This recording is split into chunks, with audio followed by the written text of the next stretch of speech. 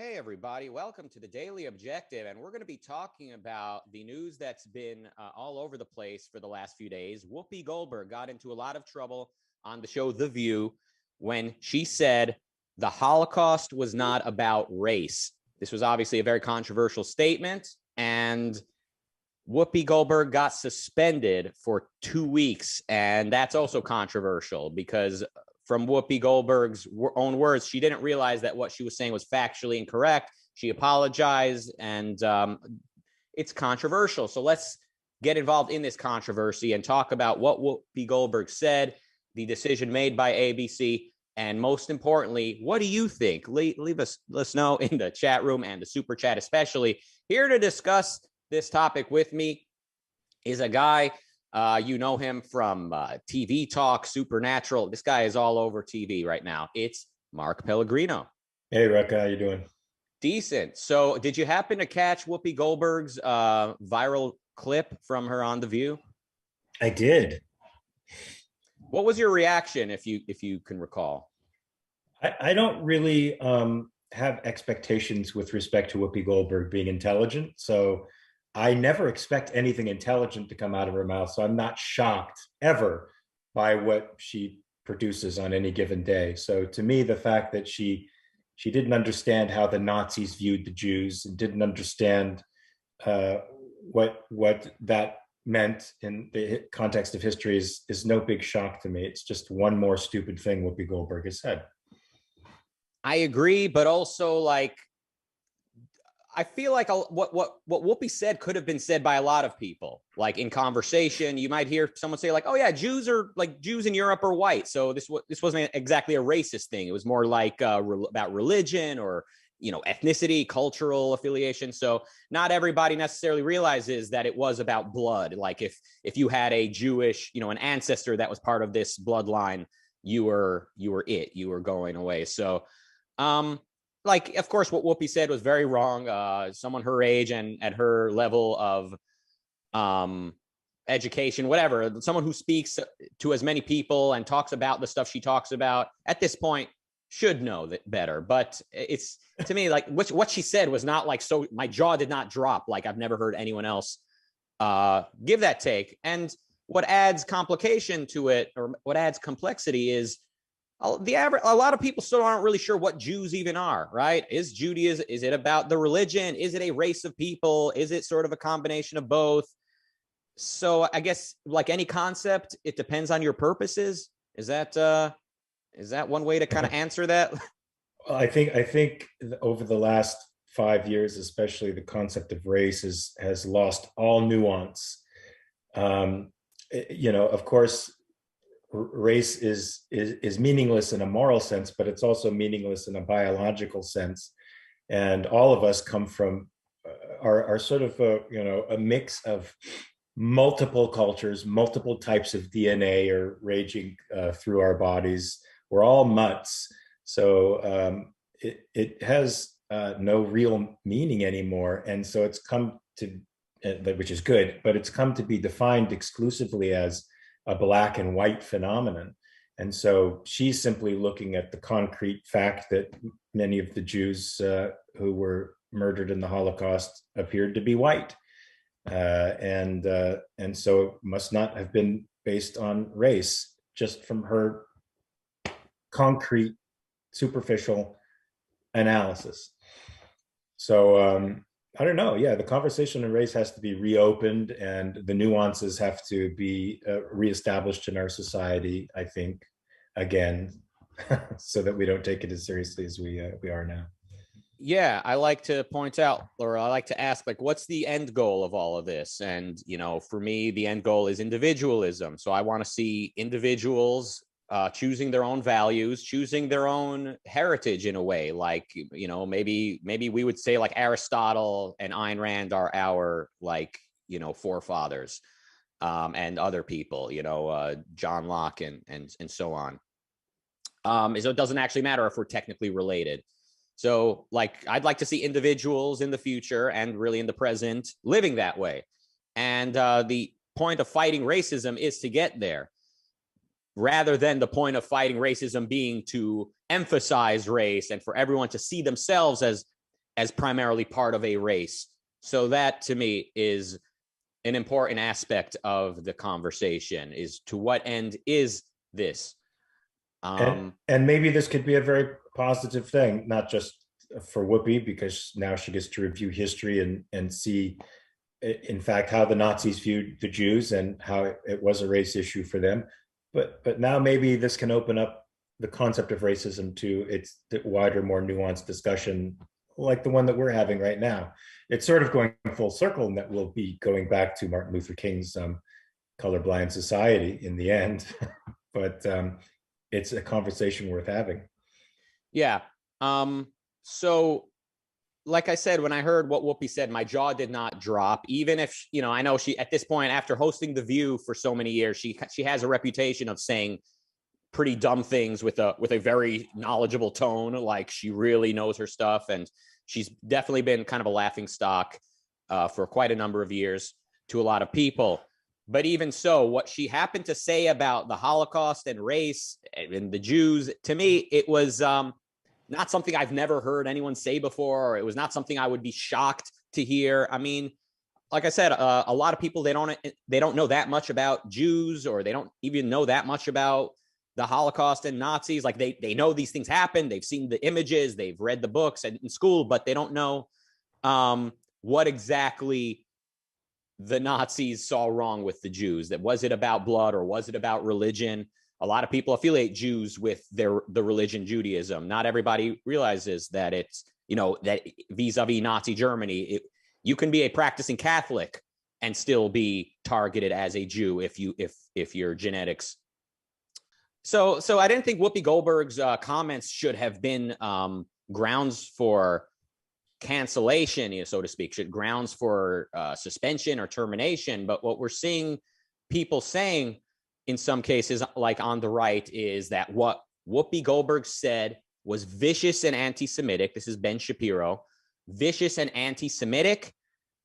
He's projecting onto Whoopi all of the most outlandish views of the new left, like, so that Whoopi is carrying water for the critical race theorists and all these types of things that Whoopi simply did not say, at least not in this case. So definitely people want to see her fired completely. They want to see her completely treated like, let's say, Roseanne Barr was treated in being fired from the show Roseanne a couple years ago. I mean, to me, this is the right, you know, this is a lot of conservatives becoming everything they hate. To me, this is like them turning into everything they set out to fight against. The way that they're reading a bunch of intentions into what Whoopi said, that's part of it. And the fact that Whoopi says, I didn't mean this to be offensive, but people are saying, well, that just makes you more racist. That you didn't think you're racist. You didn't think you're an anti-Semite. That makes you more anti-Semitic. To me, the tactics with which Whoopi is being criticized and targeted, to me, this is what's wrong. And it helps nobody for conservatives to now use it against her. That's kind of my reading of the situation. I agree with you. Their tactics show exactly what we know as objectivists, that there's really no essential difference between the left and the right. They're the same.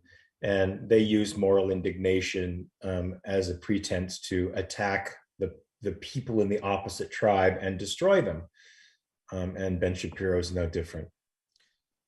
Right. It seemed like Ben Shapiro and others were more nuanced, or kind of more sort of like they were a bit closer to individualism and nuance and reason when appropriate in the past. Ben Shapiro especially, I used to respect a lot, as much as I wanted him to give Ayn Rand a fair shake. I used to really see Ben, like, there was a reason I was sort of trying to pressure him to give Ayn Rand a chance, because I thought he was like, I thought he holds himself accountable enough that he would engage with her ideas enough. The way he's behaving now vis-a-vis Whoopi Goldberg, this to me is it is tribal, it is partisan. If Candace Owens made the same statements, and Candace Owens works for Ben Shapiro, she's employed by him. Candace Owens makes outlandish statements left and right. She said like Hitler, you know, he wasn't a real nationalist because he tried to take over the world. So if he would have just kept it in Germany, that, you know, fine. The way Candace Owens made it sound like the problem with Hitler was his ambitions of spreading into the rest of Europe. Like, But I wasn't canceling her for that. I wanted, I gave Candace a chance to explain what she meant. Ben Shapiro, if Candace had said this, what Whoopi said, Ben Shapiro, of course, would say, don't cancel her. This is cancel culture, where this is dropping context. But what I think Ben is doing to Whoopi right now is what the left does with everyone. Let's look at the super chats. We got Jonathan Honig with 99 cents. Thank you. Then we got Kamitiha Bitchak with €5 asking me, which character would you assign to Pellegrino in the new Atlas Shrugged series? Is that Mark Pellegrino? The new Atlas Shrugged series. I'm not a casting director. I kind of wish I was. Casting directors are treated really nice by people, right? If you wanna feel loved in this world, be a casting director and see how many friends you make. Would you agree with that, Mark? Do you deal with casting directors at the stage of your career, or do you basically just deal directly with producers when it comes to casting? Mostly, I deal with producers or get an offer. But sometimes I have to go in there and start from the beginning, which is always interesting. Yeah. Interesting. Do you still get nervous when you audition? Sure. Well, I wish I didn't, but it's fact of life. Yeah, that's what my acting teacher in LA would tell us. He would say, doesn't matter what stage you're at, you still get those nerves going into an audition. So he was saying, don't feel bad about it. Don't beat yourself up. Don't beat yourself up and make it and change your priorities. Don't if you're not trying to be good, but you go in there as a work session, as a work in progress, as a rehearsal, you'll actually feel much better without trying to push aside your feelings of anxiety. All right. And with regards to the question in the super chat, what role should you be cast in? Well, I've already discussed this with Jennifer and Jax, so I know what role they would put me in, and I will not say. Well, I'm the one being asked what I would cast you in, evidently. So I will say whichever character that is, for The Strike is the name of it, The Strike. I want you to have the titular line of the series. I want you to say, boy, I'm so tired of The Strike. As opposed to the original Atlas Shrugged. Boy, I can't believe Atlas Shrugged. Moving on with the super chat, Allison with $5 says, what should be labeled as racism gets labeled as prejudice instead due to people changing the definition of racism and people don't want to face reality. Yeah. So people say oh, no, racism can only be when you're the higher level of status, the group you're part of. But this doesn't really apply. I've asked people who think racism is prejudice plus power about certain very powerful people of color. And if I were in the room with these people or auditioning for these people, who has the position of power? And if they make a racial slur against me, could we call it racism, since they are actually the more connected, the more powerful people in the room? Their answer inevitably is no. So even a guy like Barack Obama, who became the most powerful man in the world for 2 terms and is still probably running things behind the scenes and has enormous political connections, can do almost anything he wants. If a white man is in the room with him, the power juxtaposition is still the same. He is not. He can't be a racist, right? Because of his color.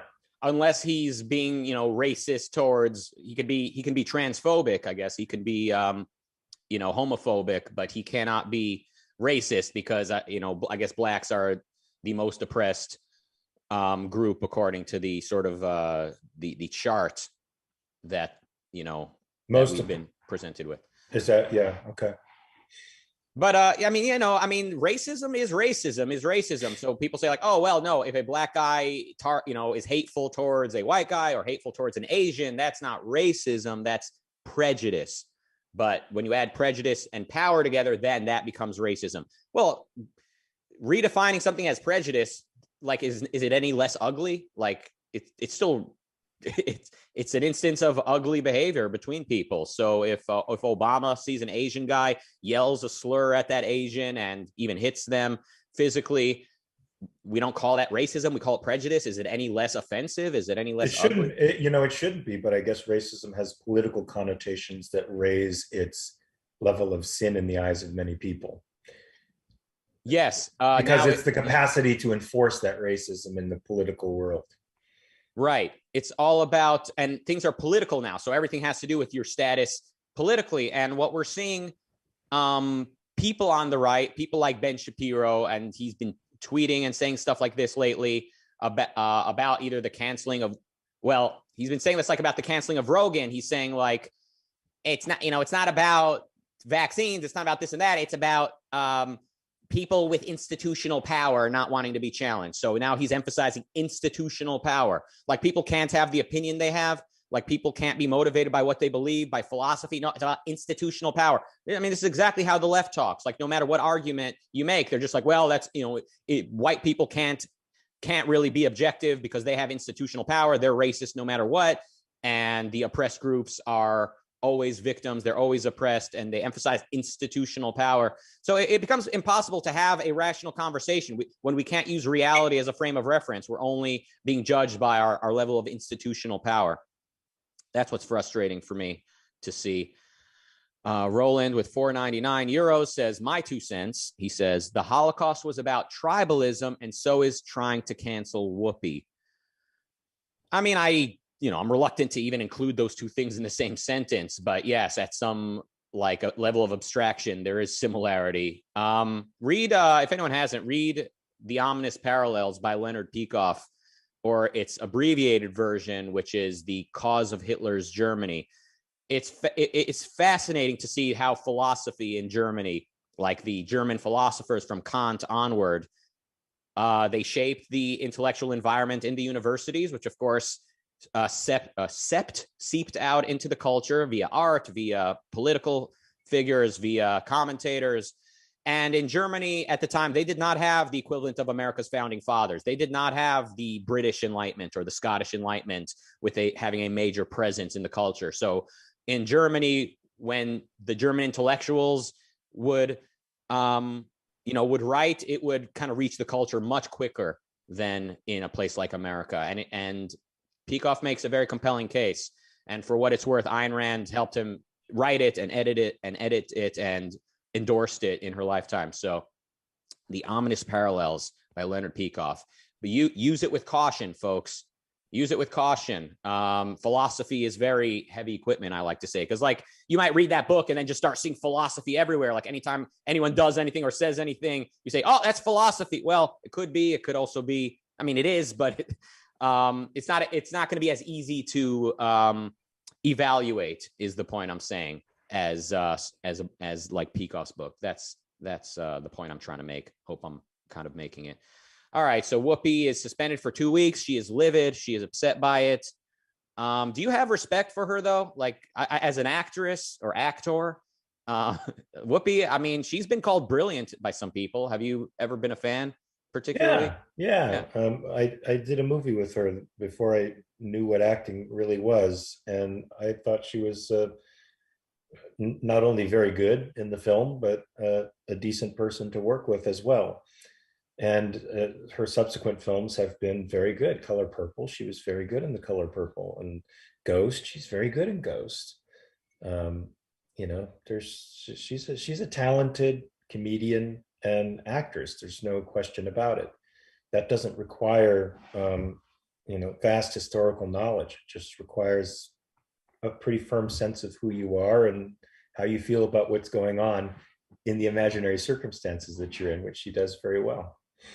Yeah.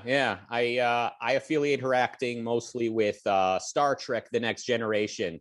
She was a humanoid, the bartender humanoid. So people in Star Trek have jobs because they want to have a job. There's no need. Everyone wants for nothing. Food is just created by the computer. But she works and she tells a joke to Data, the android. She's like, the punchline is, I'm annoyed, by which she means I'm a humanoid. I'm annoyed. Right. Damien, Alaska. Ashley Very sends over good. 199. Thank you for that. So yeah, she Whoopi was in Sister Act. She was in Ghost. Ditto. She yells up at the window. Ditto. He says ditto. You know, and like It's great. I love that. That movie is so fantastic. What a great romantic movie that is. What movie were you in with Whoopi? I'm not going to say. Oh, okay. I guess we'll never know.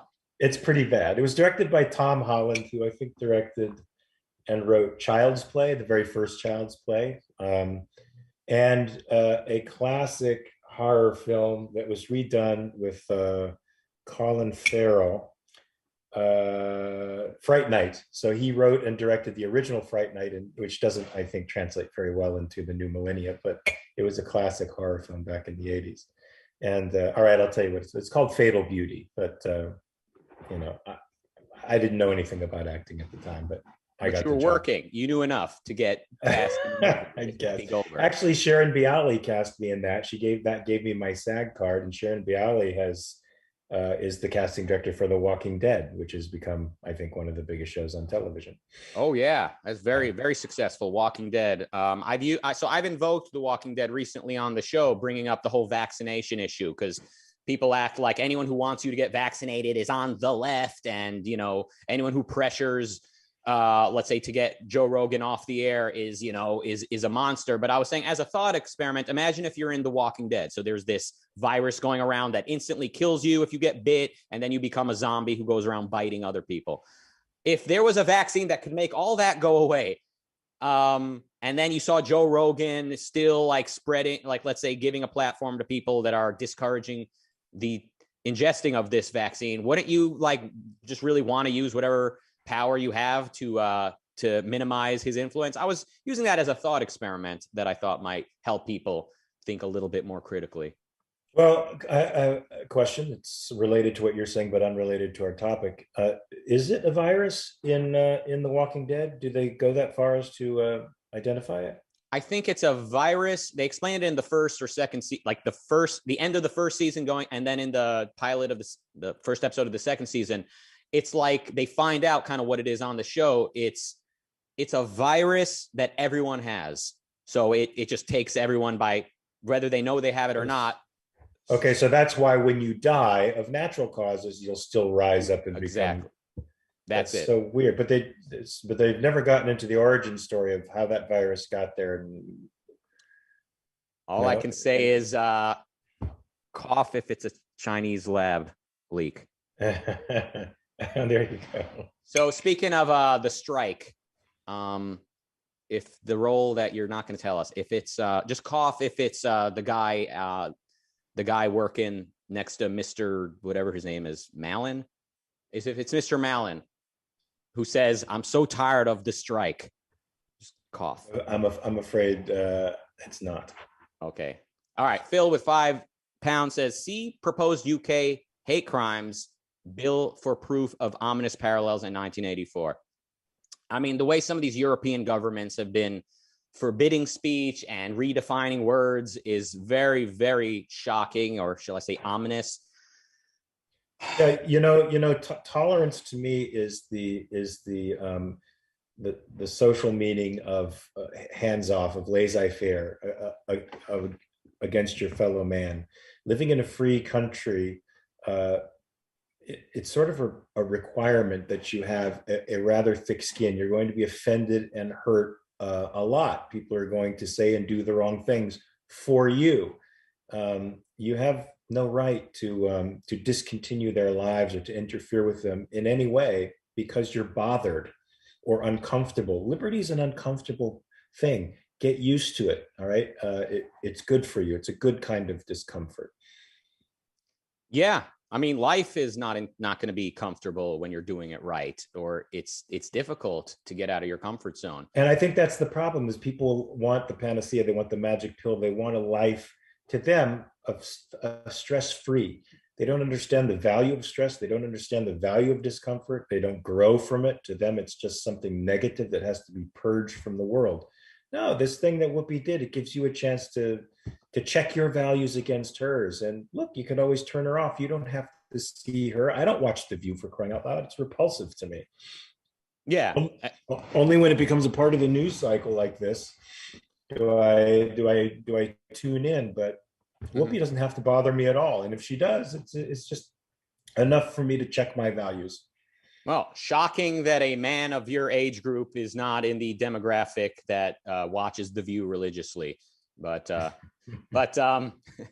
I will say, in the history of philosophy, you have like the rationalist school, like Descartes and Spinoza and Leibniz, and they could they would like prove God exists using the definition of God. They would deal with ideas and math completely detached from observation. And if anything, they were disparaging of sense data and all of that.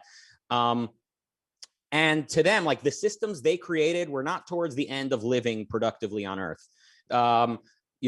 Compare that to like someone like Francis Bacon. To him, the end goal was technology. So, to Bacon, it's okay if you make a mistake here and there because you're going to correct for it. And you've got this goal in life, which is the betterment of your life on Earth.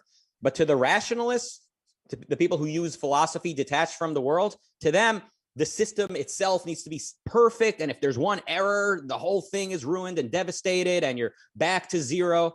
And you can see that, I think that sort of premise with when people get outraged at something that someone said, like they need everyone to agree. They need everyone to be perfect now, immediately, or that person must burn at the stake and the whole world is going to hell. To me, I kind of see that type of premise in the expectation people have for immediate perfection.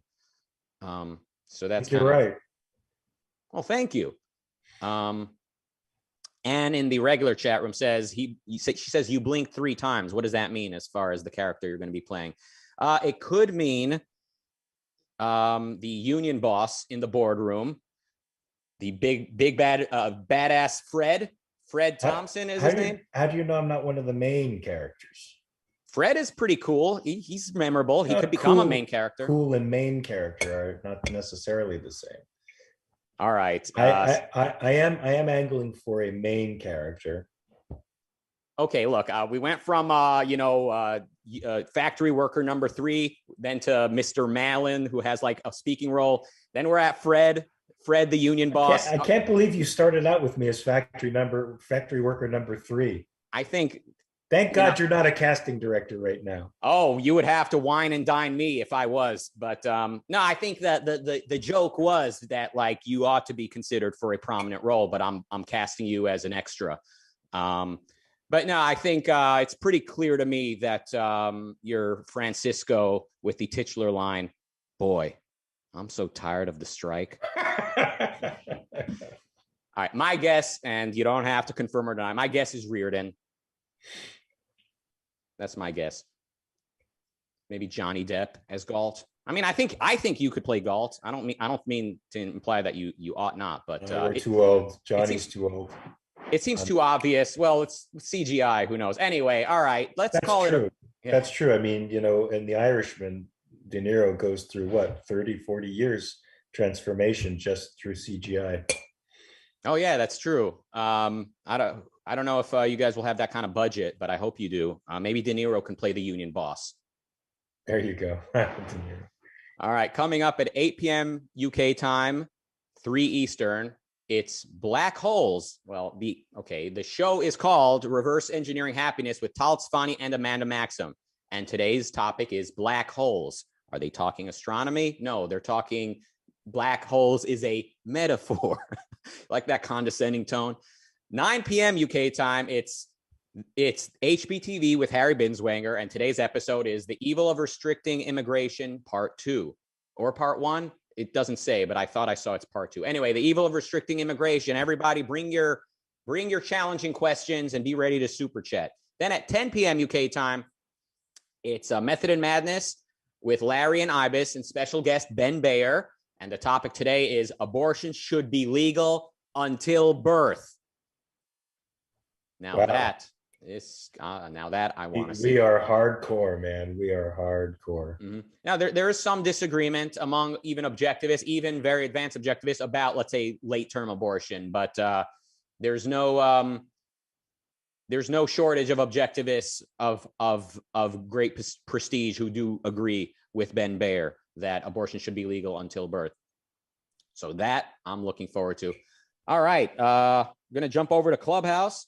Thank you all for joining us today. We'll be back tomorrow for the Daily Objective, and we don't even know what topic it's going to be. So let us know not only what topic you want, but what opinion you want voiced by me on there.